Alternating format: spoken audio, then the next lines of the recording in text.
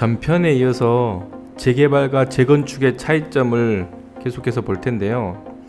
결국 재개발과 재건축의 차이는 공익이냐 사적 영역이냐에 따라서 차이점이 생겼지 않습니까?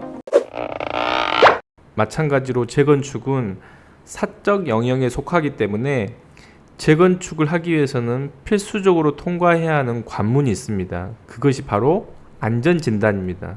재건축 안전진단 절차를 보면 처음에 건축물 및 부속토지 소유자의 10분의 1의 동의를 받아서 안전진단에 요청을 하게 되어 있습니다. 나중에 안전진단 비용을 부담을 해야 하기 때문에 소유자의 어느 일정의 동의가 필요한데 그게 10분의 1의 동의입니다. 이 부분도 기출된 적이 있고요. 그렇게 해서 지자체에 요청을 하면 현지 조사를 나오게 되는데요. 예비 안전조사라고 하고 이 조사를 한 이후에 30일 이내에 소유자들에게 통보를 하도록 되어 있습니다. 이 부분도 기출이 된 적이 있고요. 그렇게 해서 안전진단이 이루어지게 되는데 이것을 1차 정밀 안전진단이라고 하는 거죠. 이 부분 소유자의 어느 일정의 부담을 안고 하게 되는데 한국건설기술연구원과 국토안전관리원에 의뢰를 하게 됩니다. 이 부분도 기출된 적이 있습니다. 이렇게 해서 이제 등급을 매기게 되는데 등급은 평가 항목별 가중치라고 해서 구조의 안정성, 주거 환경 적합성, 비용 편익, 설비 노후도 등의 가중치를 매겨서 A부터 2등급까지 등급을 매기도록 되어 있습니다. 그렇게 해서 2등급이 나오면 철거를 하고 재건축을 할 수 있는데 D등급이나 A, C 등급이 나오게 되면 그렇지 못하죠. A, C 등급은 유지 보수를 해서 계속 사용하게 되는 거고요.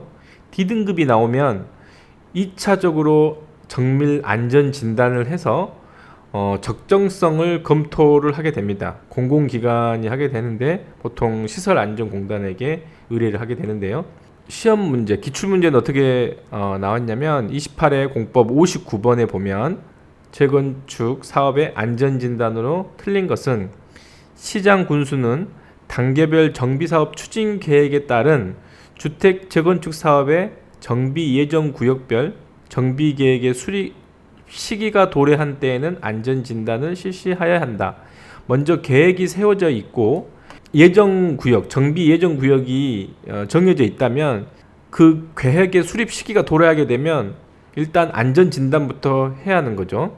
그래서 안전진단이 필수로 들어가게 되고 근데 만약에 기반시설을 설치해야 하는데 정비구역이 기반시설에 포함이 되게 되면 안전진단 대상에서 제외를 하는 거죠. 왜냐하면 기반시설 설치는 공공사업이지 않습니까? 그래서 재건축을 한다고 하더라도 이 부분은 안전진단에서 제외가 되는 거죠.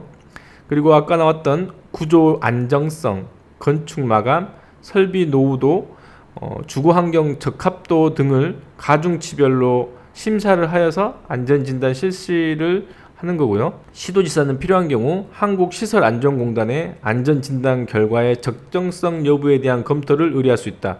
이 부분이 2차 정밀 안전진단에 해당되는 거고요. 시장군수는 주택재건축 사업의 시행을 결정한 경우에는 지체 없이 국토교통부 장관에게 보고서를 제출해야 한다라고 나와 있는데 국토교통부 장관이 아니라 특별시장, 광역시장, 도지사에게 결과 보고를 제출을 해야 하는 거죠.